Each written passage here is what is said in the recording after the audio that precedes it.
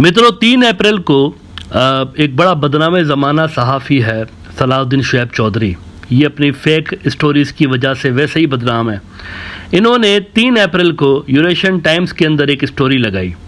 ये Indian news outlet है। उन्होंने कहा उसमें कि Yunus invites China to build air base in Bangladesh Lal मुनीरहट district, Pakistani firm to work as subcontractor. इस प्रोग्राम के अंदर मैंने उनकी इस रिपोर्ट पे बात की थी और फिर नीचे उन्होंने कहा था कि meanwhile according to a credible source China is also willing to build an air base in Bangladesh Lal मुनीरहट district.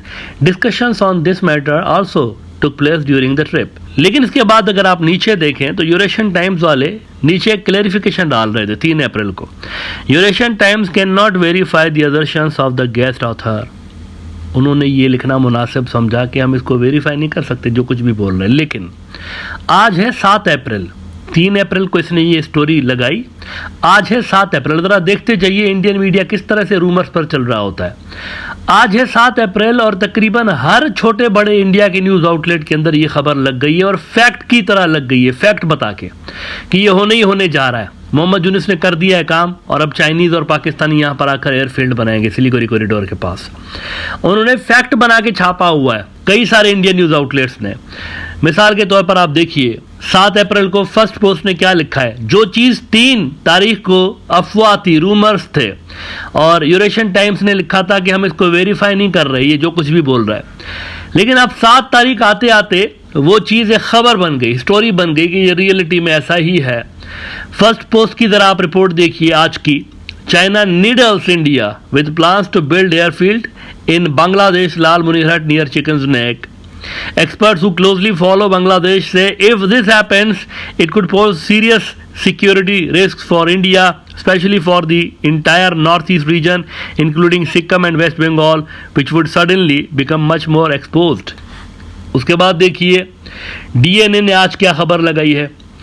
Bangladesh playing dangerous game against India as Mohammad Yunus allowing China to construct base near Siliguri corridor. The proposed Chinese air base may give Beijing an upper hand because the district of Lal Munirhat is situated near the Jalpaiguri and Cooch Behar district in West Bengal. अब मेरा ये सवाल है, एक चीज़ जो कि 3 अप्रैल तक अफवाह थी, रूमर्स थे और एक ऐसे बंदे की जानिब से कहे गए जो कि है ही इतना क्रेडिबल नहीं, यानी वो मशहूर बदनाम ज़माना, जब मुंह खोलता है झूठ खोलता है। टीवी पे जब ये बैठता है ना इंडिया के न्यूज़ आउटलेट्स के ऊपर, ज़रा देखिए ये जब मुंह खोलता है झूठ बोलता है, झूठ, टोटल झूठ। उसकी तरफ से एक क्लेम किया गया और सिर्फ 3-4 दिन के अंदर वो जो अनवेरीफाइड रूमर्स थे वो खबर बन गए, स्टोरी, न्यूज़ बन गए, न्यूज़ कि हकीकत में ऐसा ही हो रहा है। तो यहाँ पर सवाल ये पैदा हो रहा है कि फिर ये क्यों इस तरह का ड्रामा करने की क्या ज़रूरत है। इसकी एक ज़रूरत थी। 2 डेवलपमेंट्स इस बीच में ऐसे हुई हैं इस सारे अरसे के दौरान, 3 तारीख से लेकर 7 तारीख तक 2 डेवलपमेंट्स ऐसी हुई हैं जिसको जस्टिफाई करने की कोशिश की जा रही है। इन तमाम रूमर्स के दौरान उनको जस्टिफाई करने की कोशिश की जा रही है 2 डेवलपमेंट्स को जो कि इंडिया की जानिब से की गई हैं। पहली, उन्होंने बे ऑफ बंगाल में एक न्यूक्लियर सबमरीन बेस बनाया, अंडरग्राउंड बनाया है। पहला मरहला मुकम्मल हो गया, उसको एक्सपांड करेंगे। तो ये क्यों बनाया उन्होंने, और स्पेशली स्टील्थ सबमरीन्स जो कि बे ऑफ बंगाल में फिरती रहेंगी और वो कह रहे हैं कि डिटेक्ट नहीं होंगी इस तरह की सबमरीन्स हमारी, हालांकि डिटेक्ट हो जाएंगी, लेकिन बहरहाल उनका ये नज़रिया है कि डिटेक्ट नहीं होंगी इस तरह की सबमरीन सब बना रहे हैं और वो पानियों में घूमती रहेंगी। तो इस चीज़ को जस्टिफाई क्या चीज़ कर रही है कि वो लाल मुनीरहट में आ गए चाइनीज़ और पाकिस्तानी, मोंगला पे चाइनीज़ आ गए। तो पहला ये रीज़न आपको नज़र आ रहा है। दूसरा, एक ऐसी ही डेवलपमेंट इंडिया की दूसरी साइड पे भी हुई है। इंडिया का एक और बड़ा नेवल बेस है कर्नाटका के अंदर, उसको एक्सपांड किया गया है।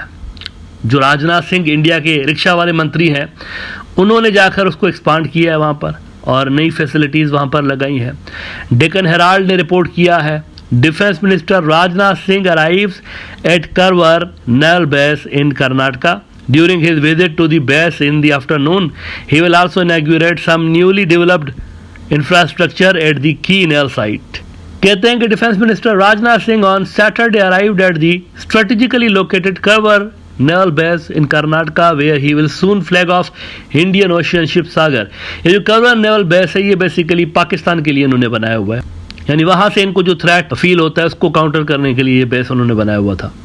The union minister arrived at the naval base around 1 PM where he was given a guard of honour at the parade ground. The defence minister landed at the key base in a military chopper and is scheduled to spend a few hours here with a number of engagements lined up। तो देखें ये दो बड़ी developments हैं। एक तो उन्होंने अपने एक बेस का आप कह सकते हैं एक्सपांशन किया, दूसरा एक नया उन्होंने नेल सबमरीन बेस बनाया। अब इसके चलते ये अफवाह भी चल रही है, रूमर्स भी चल रहे हैं कि जी वो पाकिस्तानी और चाइनीज भी आए हुए हैं, असल में वो वहां पर कोई एयरबेस बना रहे हैं। हालांकि ऐसी कोई स्टोरी नहीं है, ये मैंने कल भी आपको बताया था। ऑफिशियल जो डॉक्यूमेंट्स अगर आप देखें इस विजिट के, कहीं पे कोई इशारा भी नहीं है। कुछ होता है ना अगर, तो कोई हिंट आपको नजर आती है, कोई चीज आपको नजर आती है। मुझे ये बताइए, अगर ये इतनी बड़ी बात होती तो बांग्लादेश के टॉप के एयरफोर्स के ऑफिशियल्स ने वहां पर जाना होता ना, वो वहां पर जाते हैं ऑब्वियसली, मोहम्मद यूनिस के साथ वो भी होते हैं ना, फिर एयरफोर्स के और बाकी के जो सिक्योरिटी के टॉप के लोग हैं वो जाते हैं। ये बड़ी डेवलपमेंट है, कोई छोटी डेवलपमेंट नहीं है, लेकिन वो तो नजर नहीं है वहां पे हमें मोहम्मद यूनिस की ट्रिप में, वो तो नजर नहीं आए। इसका मतलब है ये जो रूमर्स फैलाए जा रहे हैं ये असल में उस एक्सपांशन को जस्टिफाई करने की कोशिश है जो कि इन्होंने बे ऑफ बंगाल के अंदर की हुई है, नया न्यूक्लियर सबमरीन बेस बना के। अच्छा, अब आखिर में इस नए नेल बेस के हवाले से कुछ एडिशनल डिटेल्स India.com में पब्लिश हुई हैं, उसको ज़रा देख लेते हैं। इसमें उन्होंने कहा कि The base will enable submarines to silently enter the Bay of Bengal, evading detection by spy satellites and carry out patrolling operations in the crucial Malacca Strait and beyond. It has taken over a decade to reach this stage after overcoming major technical, environmental and other challenges in the construction of the nuclear submarine base. The inner harbor is ready. Work is progressing on the outer harbor with the expected breakwater and jetty. Alongside this, India will also induct its third nuclear-powered submarine armed with nuclear ballistic missiles referred as SSBN in NEL terminology, INS अर्दिमान into the Navy this year। एक और भी navy की इनकी submarine आ रही है nuclear powered. It has a displacement capacity of 7000 ton, यानी काफी भारी भरकम किस्म की है। This will further strengthen the under water leg of the country's nuclear triad. फिर वो कहते हैं कि The final plan includes 6 SSNs which will be equipped with non-nuclear missiles and other weapons for conventional warfare। अब कहने का मतलब क्या है यहाँ पर, ये सब बातें बताने का मतलब क्या है? मतलब ये है, ये सब बातें बताने का आपको कि इनकी तरफ से अपना डिफेंस बढ़ाने के हवाले से आप देख सकते हैं कि कितनी भारी भरकम तैयारी की जा रही है इंडियंस की तरफ से। भारी भरकम तैयारी, जोरों शोर के साथ लगे हुए हैं बस। लेकिन इनको मसला कहाँ से होता है? बांग्लादेश जहाज क्यों ले रहा है, फाइटर एयरक्राफ्ट क्यों ले रहा है, बांग्लादेश मिसाइल क्यों ले रहा है, बांग्लादेश टैंक क्यों ले रहा है, बांग्लादेश ऑटोमेटिक वेपन्स क्यों ले रहा है? इनको मसला माल, खुद न्यूक्लियर सबमरीन्स बना रहे हैं, वहां पर कोई प्रॉब्लम नहीं है। लेकिन अगर बांग्लादेश कुछ लेता है तो मुंह बन जाता है इनके डिप्लोमेट्स का। मसला यहाँ पे असल में खुद लगे हुए हैं जोरों शोर के साथ, फुल स्पीड पे जो मिलता है ले लेते हैं। लेकिन अगर बांग्लादेश कुछ लेता है तो ये उस पर कंसर्न जाहिर करने लगते हैं। देखिए, इनका कंसर्न पाकिस्तान पे तो नहीं चलता ना, पाकिस्तानी सुनते नहीं है इनकी, बोलते हैं जाओ भाड़ में जाओ, दफा हो जाओ, तुम्हारे कंसर्न से हमारा कोई कंसर्न नहीं है। लेकिन बांग्लादेश के ऊपर चूंकि इनका बस चलता रहा है गुज़िश्ता 10-15 साल तक, जब तक इनकी पपेट मौजूद थी पावर में, तो इसीलिए आदत से मजबूर ये उनको मिलिट्री मॉडर्नाइजेशन से रोक रहे हैं। नेवरदलेस इनकी ये तमाम जो एक्सपांशन है ना मिलिट्री के हवाले से, ये जो भी एक्सपांशन कर रहे हैं वो बांग्लादेश के पॉलिसी मेकर्स को सोचने पे ज़रूर मजबूर कर रही हैं इस बात पे कि अगर मिलिट्री मॉडर्नाइजेशन का काम इनके चक्करों में रोका गया, स्लो किया गया, तो इनके और बांग्लादेश के दरमियान जो मिलिट्री गैप है वो अनब्रिजेबल हो जाएगा। उसके बाद मिलिट्री की मॉडर्नाइजेशन को कोई फायदा नहीं होता। एक लिमिट ऐसी आती है जहां पर गैप जो है ना वो फिर अनब्रिजेबल हो जाता है। जो डिफेंस के सिस्टम्स के अंदर गैप होता है वो बहुत ज़्यादा जब बढ़ जाता है ना, तो फिर आप कम्पीट नहीं कर पाते, उसके बाद वो गेम आपके हाथ से निकल जाती है।